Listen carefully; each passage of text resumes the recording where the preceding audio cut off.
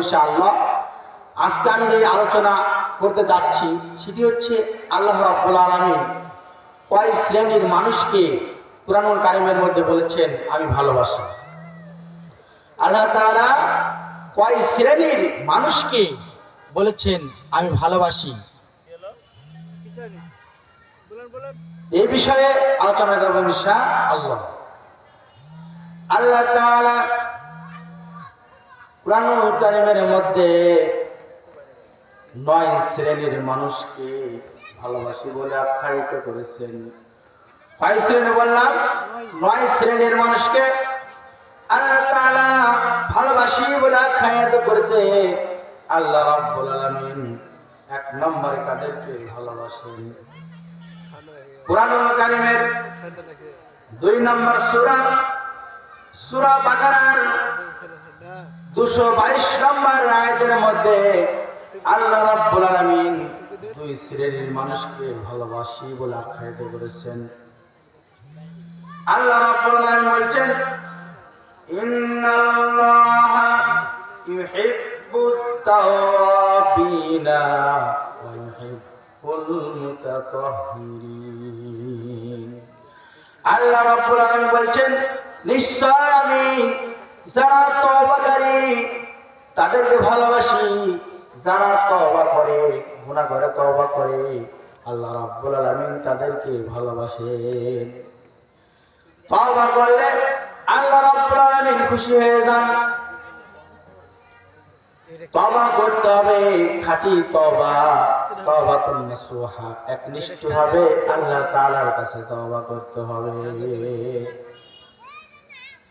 ইল্লা মান তাবা ওয়া আমিলা আমালান সালিহান ফায়ুবাদদিলুল্লাহু সাইয়্যাতিহিম হাসানাত। সূরা ফুরকান ৭০ নম্বর আয়াতে আল্লাহ রাব্বুল আলামিন বলছেন যারা তওবা করে, নেক আমল করে এবং তাদের যে গুনাহ আছে এই গুনাহগুলো আল্লাহ তাআলা মাফ করে দেন এবং গুনাহের জায়গায় ফায়ুবাদদিলুল্লাহু সাইয়্যাতিহিম হাসানাত, হাসানাত দ্বারা পূরণ করে দেন। বলেন আলহামদুলিল্লাহ। তাহলে আল্লাহ রাব্বুল আলামিন যারা তওবা করে তাদেরকে ভালোবাসেন। 2 নম্বরে বলেছেন ওয়াল্লাহু ইউহিব্বুল মুত্তাহহিরিন। সূরা তাওবার 108 নম্বর আয়াত এবং সূরা বাকারার 222 নম্বর আয়াতের শেষ অংশ ওয়া ইউহিব্বুল মুতাতাহহিরিন, যারা পবিত্রতা অর্জন করে তাদেরকে আল্লাহ রাব্বুল আলামিন ভালোবাসেন বলে আখ্যায়িত করেছেন।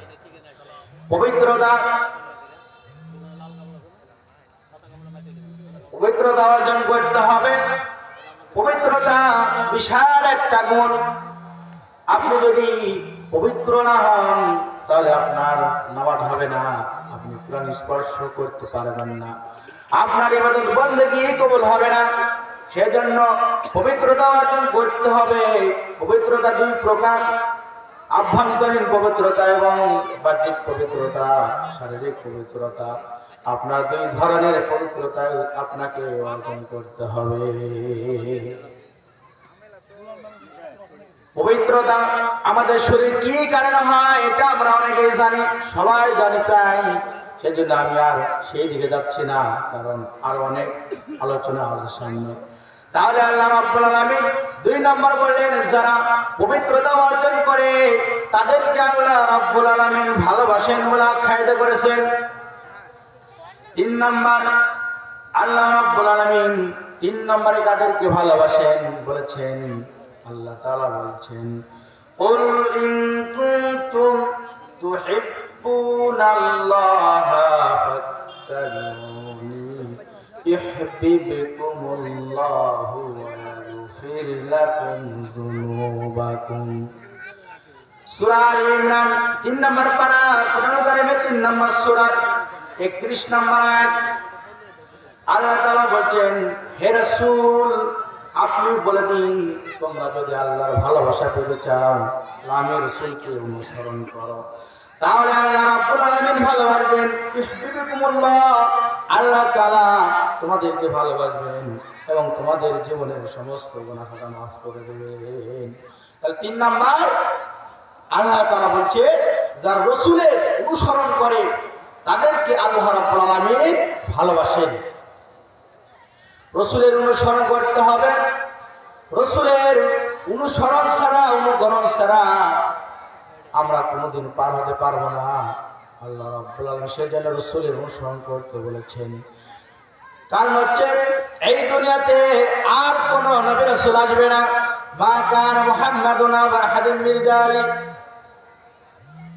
সূরা আহজাবের মধ্যে বলছেন আমি তুমি শেষ নবী এবং তোমার পরে কোনো নবী আসবে না।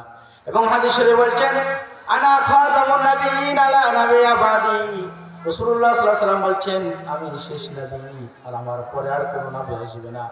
সেজন্য রাসূলুল্লাহ সাল্লাল্লাহু আলাইহি ওয়াসাল্লামের অনুসরণ করতে হবে। রাসূলুল্লাহ সাল্লাল্লাহু আলাইহি ওয়াসাল্লামের অনুসরণ আলেম ওলামা যেভাবে বলে সেভাবে আপনাকে করতে হবে। অনুসরণ মানে একজন মানুষ বা একজন লোক যেভাবে চলাফেরা করে, যেভাবে আপনার চলাফেরা করে সেভাবে তাকে অনুসরণ করার নাম হচ্ছে অনুসরণ করা। রাসূলুল্লাহ সাল্লাল্লাহু আলাইহি ওয়াসাল্লাম যেভাবে দিন প্রচার করেছেন, যেভাবে দিন মেনেছেন, সেভাবে রাসূলুল্লাহ সাল্লাল্লাহু আলাইহি ওয়াসাল্লামকে অনুসরণ করলে, রাসূলুল্লাহ সাল্লাল্লাহু আলাইহি ওয়াসাল্লাম অনুসরণ করলেই আল্লাহ রাব্বুল আলামিন আপনাকে ভালোবাসবেন।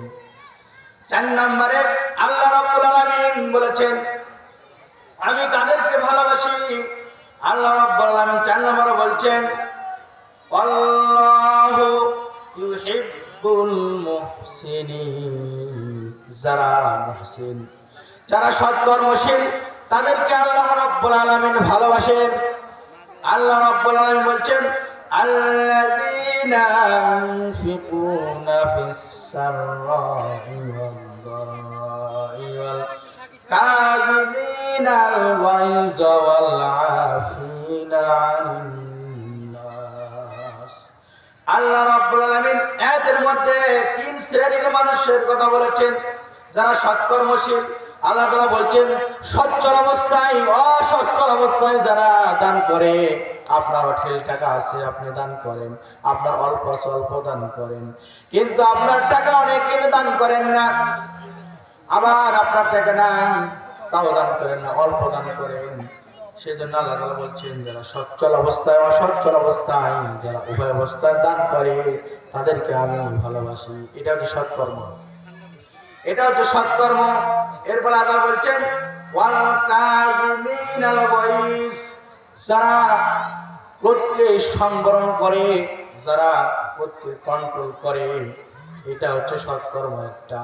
কারণ মানুষ আপনার প্রতি জুলুম করতে পারে, আপনার প্রতি হিংসা করতেই পারে, আপনাকে কটু কথা বলতেই পারে, কিন্তু এই বিষয়ে আপনাকে ধৈর্য ধারণ করতে হবে, রাগ করা যাবে না।